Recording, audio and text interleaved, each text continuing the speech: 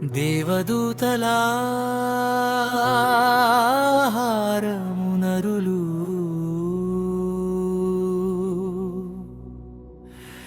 భుజించిరి భోజన పదార్థములను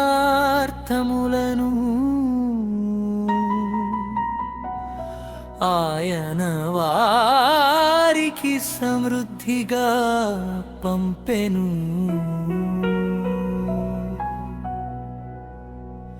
ఆకాశమందు తూర్పు గాలి ఆయన విసరజేసెను.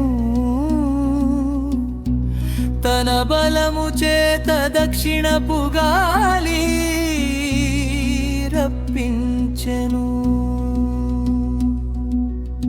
ధూళి అంత విస్తారముగా మాంసమును, సముద్రపు ఇసుక రేణువులంత విస్తారముగా రెక్కలు గల పిట్టలను ఆయన వారి మీద కురిపించెను. వారి దండు మధ్యను వారి నివాస స్థలముల చుట్టూను ఆయన వాటిని రాలజేసెను. వారు కడుపారత్తిని తనిసిరి, వారు ఆశించిన దానిని ఆయన అనుగ్రహించెను. వారి ఆశ తీరకమునుపే ఆహారము ఇంక వారి నోళ్లలో నుండగానే దేవుని కోపము వారి మీదికి దిగెను. వారిలో బలిసిన వారిని ఆయన సంహరించెను. ఇశ్రాయేలులు యౌవనులను కూర్చెను. ఇంత జరిగినను వారు ఇంకను పాపము చేయుచు ఆయన ఆశ్చర్య కార్యములను బట్టి ఆయనను నమ్ముకొనకపోయిరి. కాబట్టి ఆయన వారి దినములు పిరివలే గడచిపోజేసెను. వారి సంవత్సరములు అకస్మాత్తుగా గడచిపోజేసెను.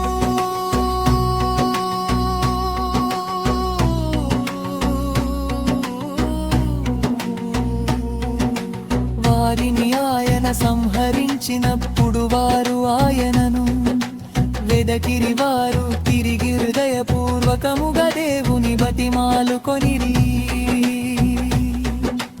దేవుడు తమకు ఆశ్రయదుర్గమనియు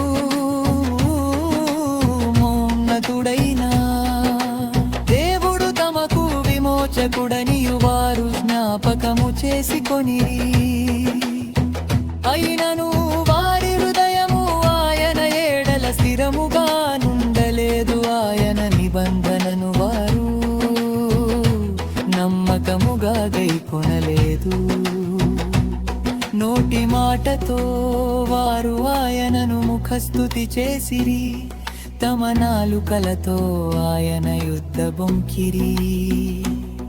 అయితే ఆయన వాత్సల్య సంపూర్ణుడై వారిని నశింపజేయక వారి దోషము పరిహరించువాడు. తన అభ్రతను ఏమాత్రమును రేపు కొనక పలుమారు కోపము అనచుకొనువాడు. కాగా వారు కేవలము శరీరులై ఉన్నారనియు విసరి వెళ్ళి మరలి రాని గాలి బలెవేనున్నారనియు ఆయనయు జ్ఞాపకము చేసుకొనెరు.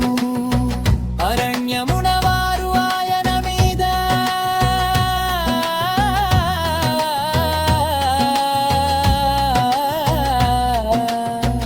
ఎన్ని మారులో తిరుగబడిరి. ఎడారియుండు ఆయనను ఎన్ని మారులో దివోసెత్తిరి.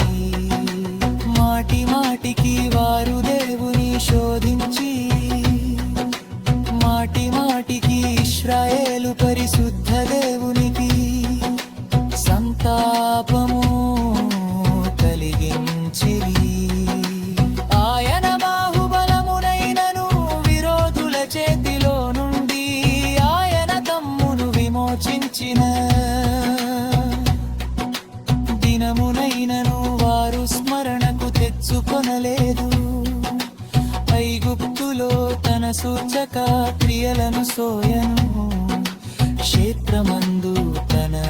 అద్భుతములను ఆయన చూపిన దినమును వారు మొక్కికి తెచ్చుకొనలేదు.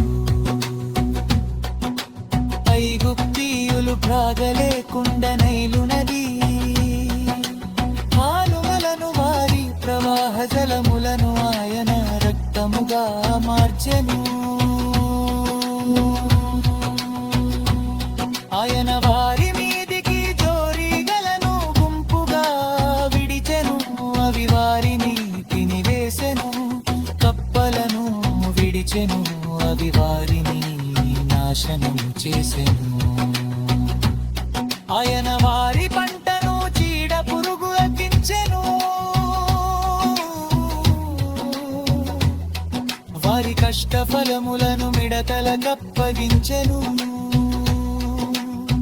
వడగన్ల చేత వారి ద్రాక్ష తీగలను, హిమము చేత వారి మేడి చెట్లను ఆయన పాడు చేసెను.